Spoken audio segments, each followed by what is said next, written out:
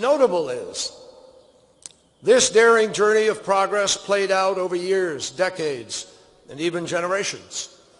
But today the felt needs are growing at a faster pace than ever before, piling up on top of each other, while the response in legislatures or foreign capitals seems non-existent or frozen.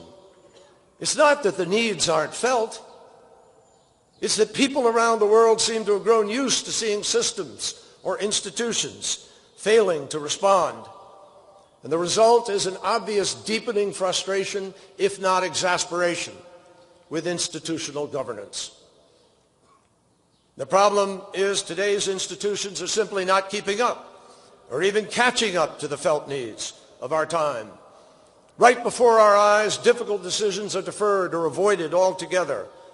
Some people even give up before they try because they just don't believe that they can make a difference. And the sum total of all of this inaction is stealing the future from all of us. Just a few examples, from little to big. A train between Washington and New York that can go 150 miles per hour, but lacking modern infrastructure, goes that fast for only 18 miles of the trip. An outdated American energy grid, which can't sell energy from one end of the country to the other.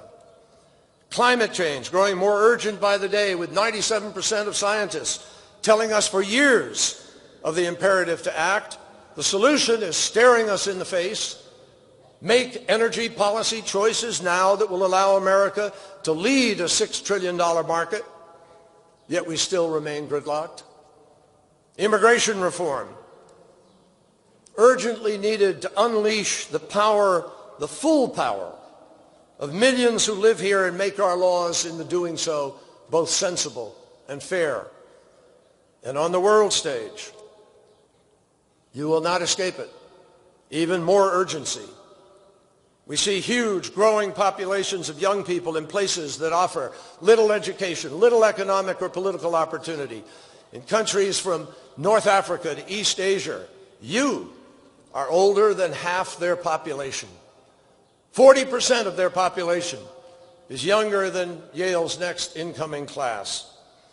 If we can't galvanize action to recognize their felt needs, if we don't do more to coordinate an attack on extreme poverty, provide education, opportunity, and jobs, we invite instability, and I promise you, radical extremism is all too ready to fill the vacuum left behind. What should be clear to everyone, and it's perhaps what makes our current predicament, frankly, so frustrating, is that none of our problems are without solutions. None of them. But neither will they solve themselves. So for all of us, it's really a question of willpower, not capacity. It's a matter of refusing to fall prey to the cynicism and apathy that have always been the mortal enemies of progress. And it requires keeping faith with the ability of institutions of America to do big things when the moment demands it.